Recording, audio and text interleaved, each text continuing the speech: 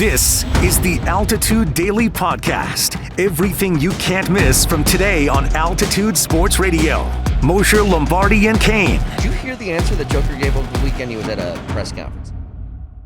And they asked him about the U.S.-Serbia game in the Olympics just a few months ago. What did he say?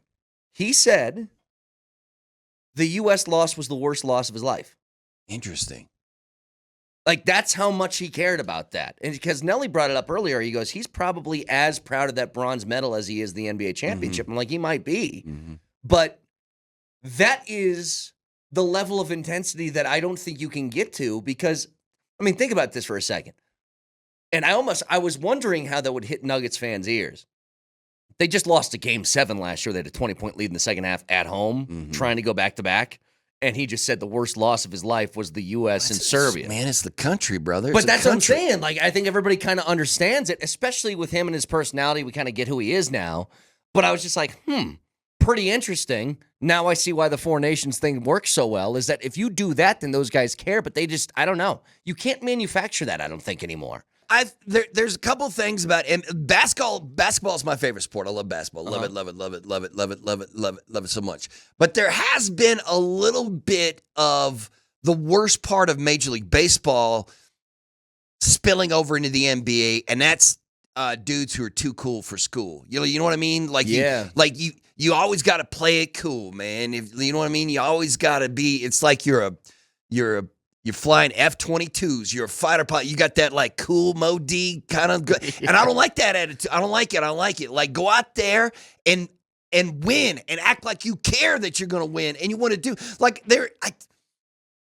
I mentioned the fighting in hockey. Draymond Green would be down for throwing fists or whatever. There is, but when I was looking at that All-Star roster, I was like, there's nobody here that I want to see throw hands. There's nobody here. Right. So you can't add that rule into the NBA, right, man? Can you just imagine tip-off and somebody's like trying to throw a joke or what? Like immediately, couple of dudes are like, let's go. Just like Kachuk on Saturday, man. Like, you just don't have that kind of injury. Like, ESPN had Mike Eruzione do the pregame lead up to tip-off, and he's talking about, the name on the front of the jersey is more important than the name on the back of it. And you're like, I'm going to run through a wall for Mike Eruzione. Let's go. Team USA, let's go, man. Like, you're just getting fired up, and the NBA has no way to replicate that. There's just no way to replicate that kind of energy, man.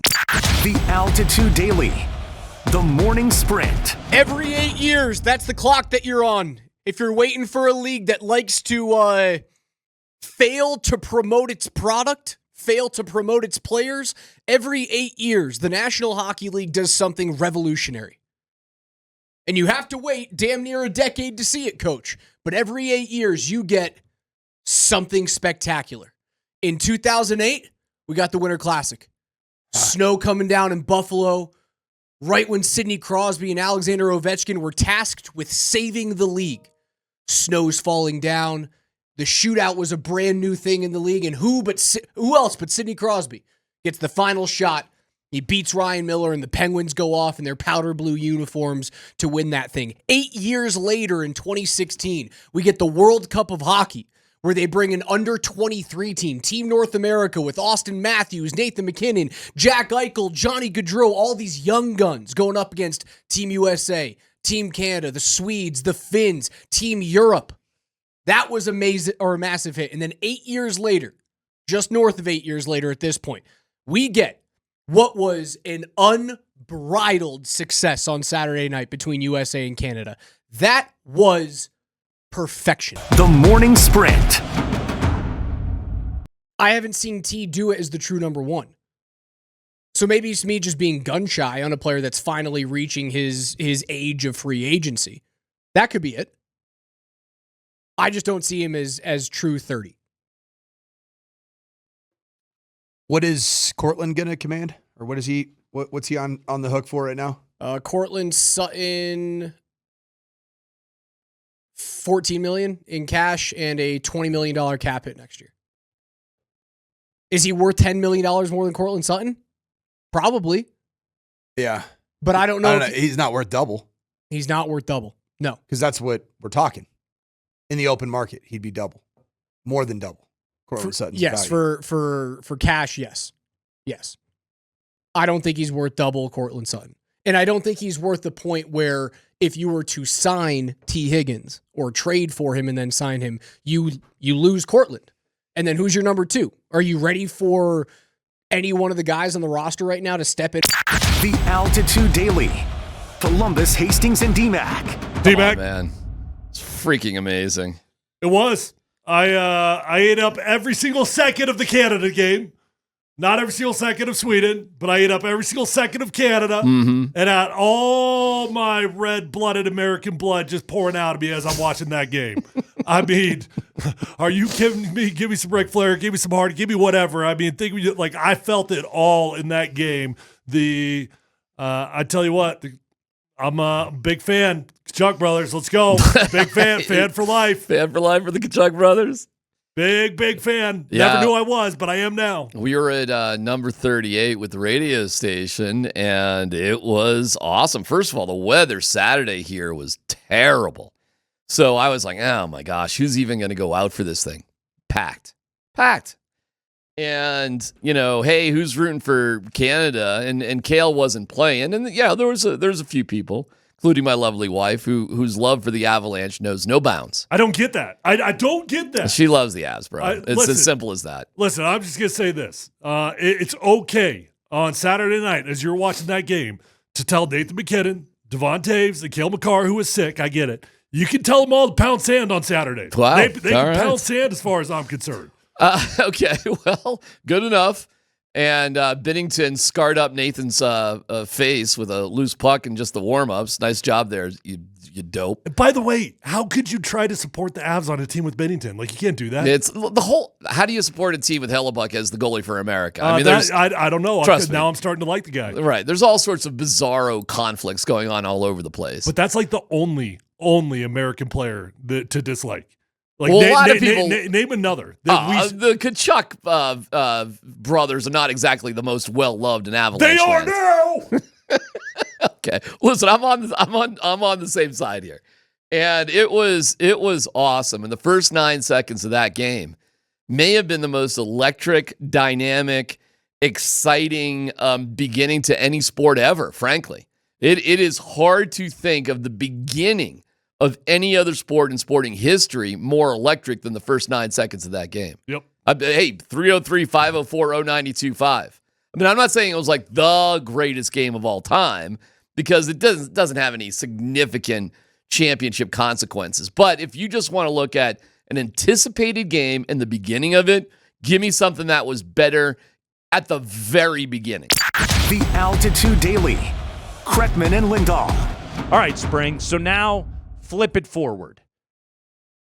Does this now generate a massive buzz and interest in the NHL the rest of the way this season? Is this the catapult forward that the National Hockey League so desperately needed in this crowded sports and media landscape to bring in the cash, to bring in the fans, because the hockey hardcores love the hockey. But can you open up the umbrella and bring in more people to get excited and be passionate and knowledgeable and care about your game? Is the Four Nations going to do that for the NHL? Because that's what the NHL wants. I mean, it should help, but we'll see how much. Right. I think people right now, there's a lot of casuals, a lot of the masses that don't even necessarily care about the hockey itself. Sure. But are very into the USA versus everyone else thing. Right. It helped, compare this to the Olympics in basketball. One thing that, and look, it was a great tournament, but one thing that I think kind of hurt the Let's Go USA thing was they were double-digit favorites in every game. Sure. They're the Monstars of basketball. With hockey, it helps that Canada is a half step ahead. They're the head of hockey, essentially. No matter what, going back to the Miracle on Ice and even before that, Team USA has never been the world power in this sport. Yeah, so having a bit of an underdog mentality to it helps. But my hesitation is that people are digging the playing for the flag on the front, as soon as it's everyone from all these different countries playing together, mishmashed on different teams. Sure. For, the Florida Panthers, who the hell cares about the Florida Panthers unless you live in South Florida, right? I wonder if it will wane a little bit. So that's clearly like we're in a moment. Yeah. Okay. And right now, the anti-Canadian and the Canadian anti-American sentiment because of what is happening with tariffs, what is happening in the political spectrum of it all right now, the hockey is filling into it beautifully. Yes. Okay? But here's the thing is if you're an American hockey fan, okay, well, guess what? You were going to love it anyway. But if you're just a dude that's like, I love the NFL and I'm an extremely casual hockey fan, like, is this going to get you really into it? The sentiment of go get those dirty Canadians. I'm all for that.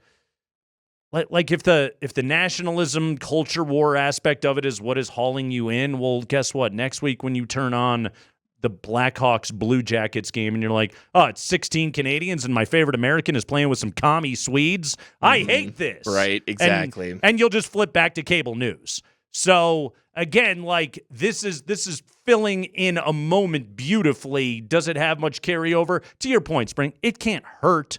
It's people watching high-level hockey. But is it going to ultimately lead to people being diehard Carolina Hurricanes fans? Probably not. You've been listening to The Altitude Daily. Catch us live weekdays on 92.5 FM, the Altitude Sports Radio app, twitch.tv/AltitudeSR, youtube.com @Altitude Sports Radio, and your favorite smart speaker. Say Altitude Sports Radio.